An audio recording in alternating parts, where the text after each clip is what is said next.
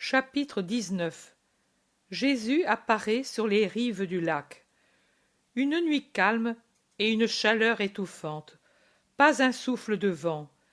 Les étoiles, nombreuses et palpitantes, remplissent le ciel serein. Le lac, calme et immobile, au point de paraître un très vaste bassin à l'abri des vents, reflète sur sa surface la gloire de ce ciel palpitant d'étoiles. Les arbres, le long des rives, forment un bloc sans frémissement.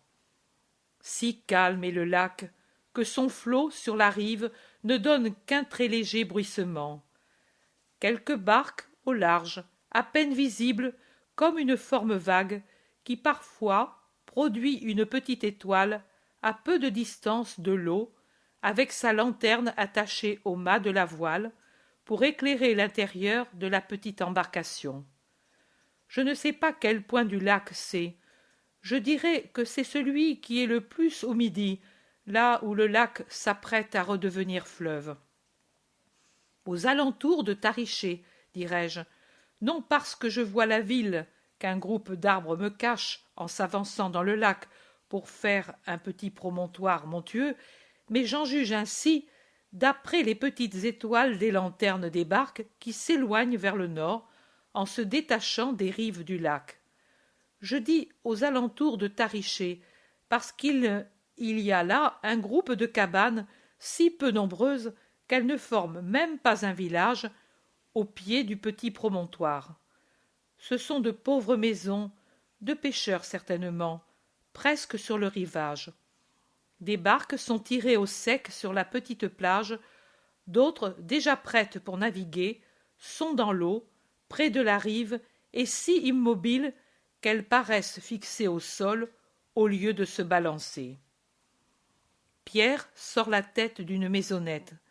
La lumière tremblante et un feu allumé dans la cuisine fumeuse éclairent par derrière la rude figure de l'apôtre en la faisant ressortir comme un dessin.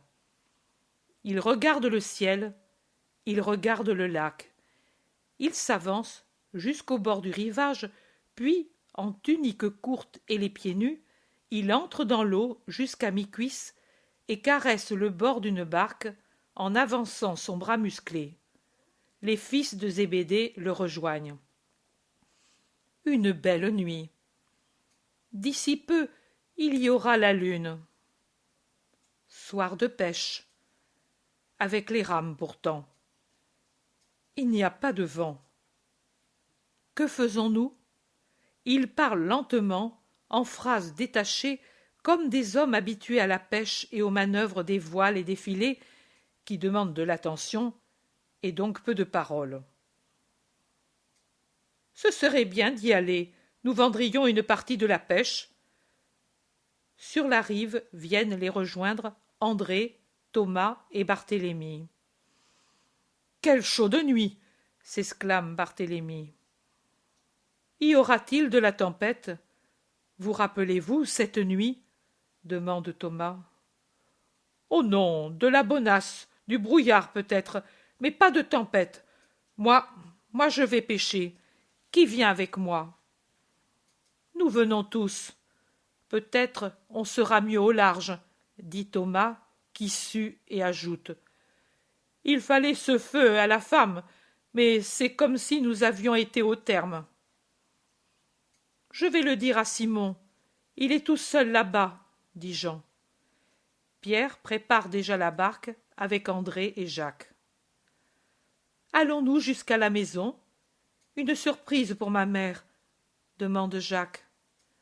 Pierre répond. Non, je ne sais pas si je puis faire venir Margiam avant de la... Oui, en somme, avant d'aller à Jérusalem. On était encore à Éphraïm. Le Seigneur m'a dit qu'il voulait faire la seconde Pâque avec Margiam, mais ensuite, il ne m'a rien dit d'autre. André dit. Il me semble à moi qu'il a dit oui. Oui, la seconde Pâque, oui, mais le faire venir avant, je ne sais s'il le veut. J'ai fait tant d'erreurs que... Oh, viens-tu toi aussi? Oui, Simon de Jonas, elle me rappellera beaucoup de choses, cette pêche. Et à tous, elle rappellera beaucoup de choses, et des choses qui ne reviendront plus. On allait avec le maître dans cette barque sur le lac, et moi, je l'aimais bien, comme si elle avait été un palais de roi, et il me semblait que je ne pourrais vivre sans elle. Mais, maintenant que lui n'y est plus dans la barque, voilà, je suis dedans, et je n'en ai plus de joie, dit Pierre. Barthélemy dit en soupirant. Personne n'a plus la joie des choses passées. Ce n'est plus la même vie.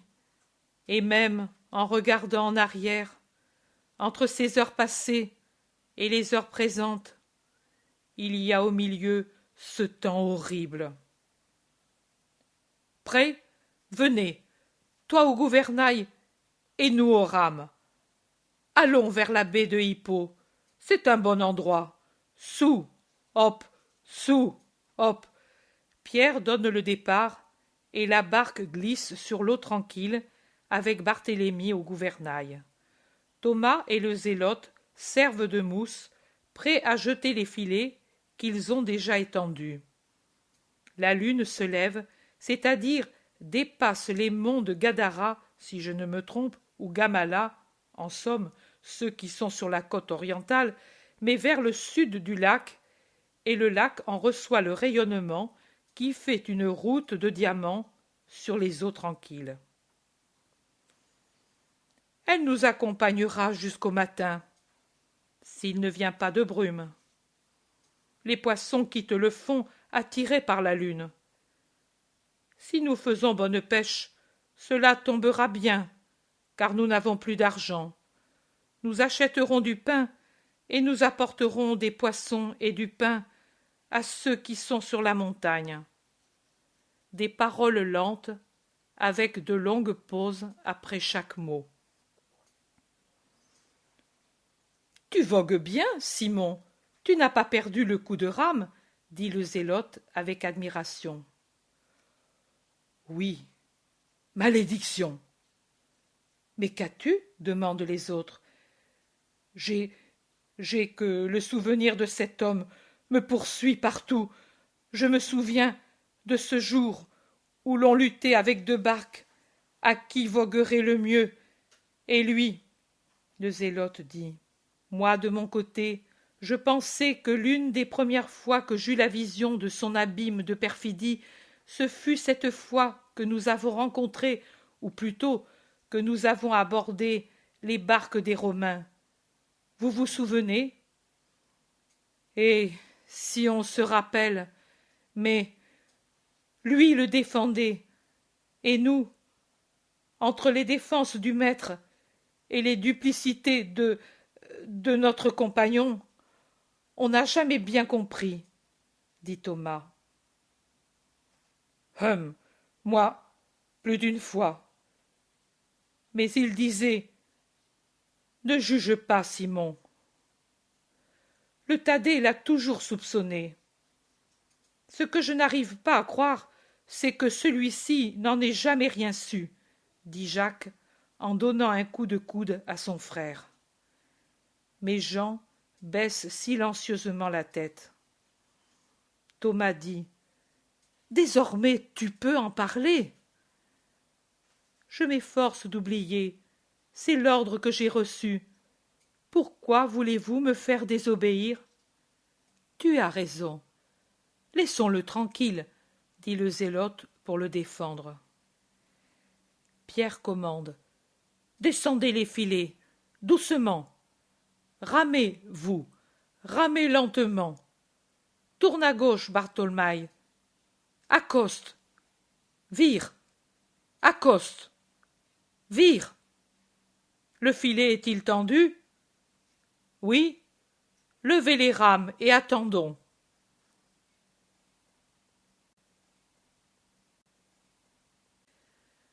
Comme il est beau, le doux lac dans la paix de la nuit, sous le baiser de la lune. Paradisiaque, tant il est pur. La lune s'y mire en plein du ciel et lui donne l'aspect du diamant.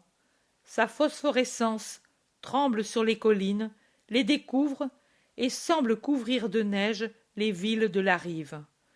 De temps en temps, ils sortent le filet.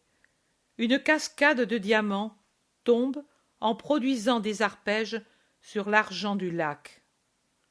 Vide. Ils l'immergent de nouveau. Ils se déplacent. Ils n'ont pas de chance. Les heures passent. La lune se couche pendant que la clarté de l'aube se fraye un chemin incertain vert azur. Une brume chaude fume du côté des rives, particulièrement vers l'extrémité sud du lac de Tibériade, qui en est voilé, et aussi tariché. Une brume basse, peu épaisse, que le premier rayon de soleil fera disparaître. Pour l'éviter, il préfère côtoyer le côté oriental, où elle est moins épaisse, pendant qu'à l'ouest, venant du marécage qui est au-delà de Tariché, sur la rive droite du Jourdain, elle s'épaissit comme si le marécage fumait. Il vogue, attentif, à éviter quelques périls sur les hauts fonds, eux qui connaissent bien le lac. Vous, de la barque, n'avez-vous rien à manger? Une voix d'homme vient de la rive, une voix qui les fait sursauter. Mais il hausse les épaules en répondant à haute voix. Non. Et puis entre eux, il nous semble toujours l'entendre. Jetez le filet à droite de la barque et vous allez trouver. La droite, c'est vers le large. Il jette le filet, un peu perplexe. Secousse, poids qui fait pencher la barque du côté où se trouve le filet. « Mais c'est le Seigneur !» crie Jean. « Le Seigneur, tu dis ?» demande Pierre. « Es-tu en doute ? Il nous a semblé que c'était sa voix, mais ceci en est la preuve. Regarde le filet. C'est comme cette fois-là. C'est lui, te dis-je. Ô mon Jésus, où es-tu » Tous essaient de voir pour percer les voiles de la brume après avoir bien assuré le filet, pour le traîner dans le sillage de la barque, car c'est une manœuvre dangereuse de vouloir le lever. Et ils rament pour aller à la rive. Mais Thomas doit prendre la rame de Pierre, qui a enfilé en toute hâte sa courte tunique sur ses braies très courtes. C'est d'ailleurs son unique vêtement, comme c'est celui des autres, sauf Barthélemy. Il s'est jeté à la nage dans le lac, et il fend à grandes brasses l'eau tranquille en précédant la barque. Le premier, il met le pied sur la petite plage déserte où, sur deux pierres, à l'abri d'un buisson épineux, luit un feu de brindilles. Et là, tout près du feu, se trouve Jésus, souriant et bienveillant. « Seigneur, Seigneur !»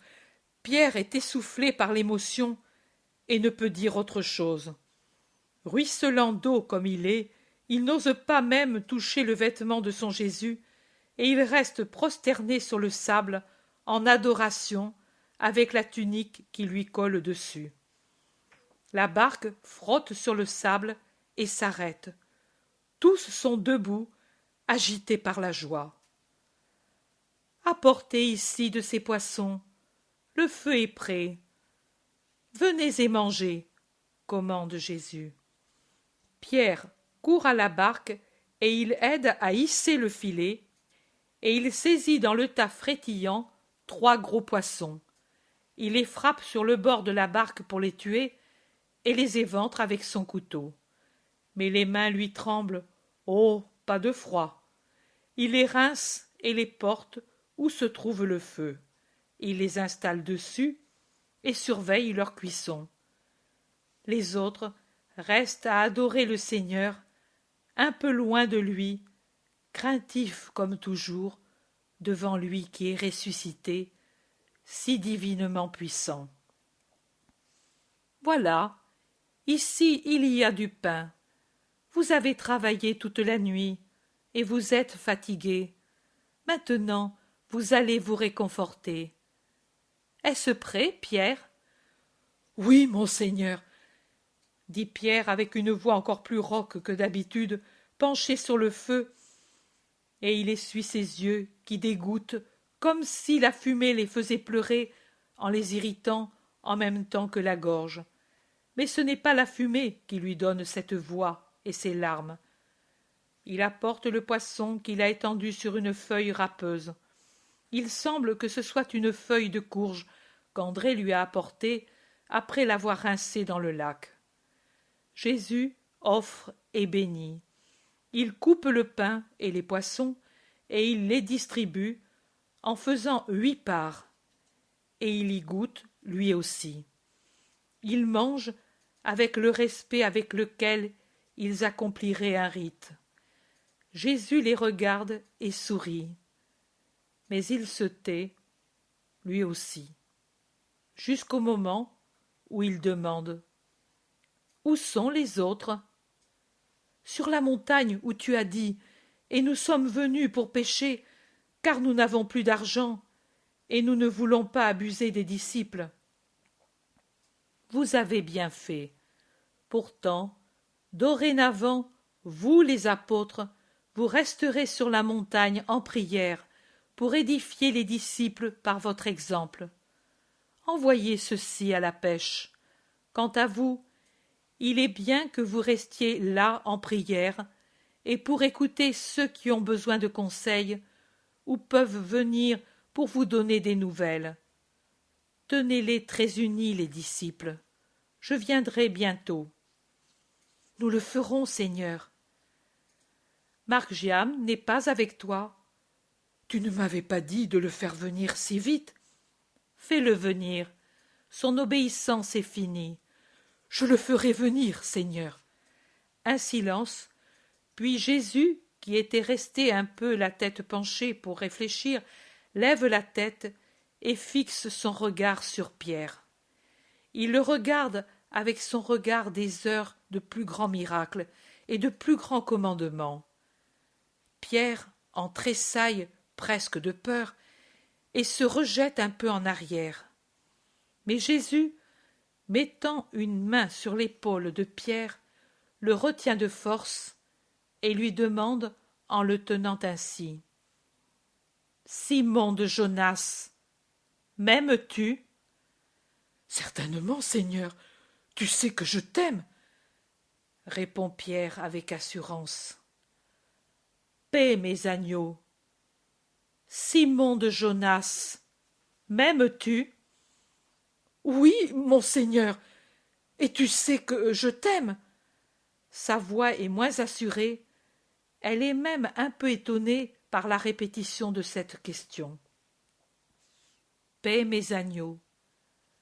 Simon de Jonas, m'aimes-tu » ? « Seigneur, tu sais tout. Tu sais si moi je t'aime. » La voix de Pierre tremble, car s'il est sûr de son amour, il a l'impression que Jésus n'en est pas sûr. « Paix, mes brebis. La triple profession d'amour a effacé la triple négation. Tu es entièrement pur, Simon de Jonas, et moi je te dis, prends le vêtement de pontife et porte la sainteté du Seigneur au milieu de mon troupeau. Ceins tes vêtements à ta ceinture et garde-les saints jusqu'à ce que de pasteur toi aussi tu deviennes agneau. En vérité, je te dis que quand tu étais plus jeune, tu te ceignais par toi-même et tu allais où tu voulais. Mais quand tu auras vieilli, tu étendras les mains et un autre te ceindra et te conduira là où tu ne voudrais pas. Maintenant, pourtant, c'est moi qui te dis, ceins-toi et suis-moi sur ma propre voie. Lève-toi et viens. Jésus se lève, et Pierre se lève pour aller vers la rive, et les autres se mettent à éteindre le feu en l'étouffant sous le sable. Mais Jean après avoir ramassé les restes de pain, suit Jésus. Pierre entend le bruit de ses pas et tourne la tête. Il voit Jean et demande en le montrant à Jésus: « Et de lui, qu'arrivera-t-il » ? « Si je veux qu'il reste jusqu'à ce que je revienne, que t'importe ? Toi, suis-moi. » Ils sont sur la rive.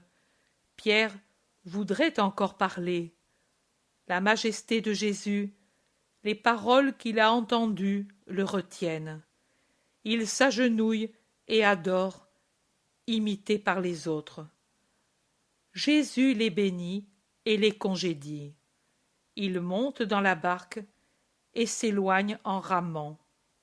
Jésus les regarde partir.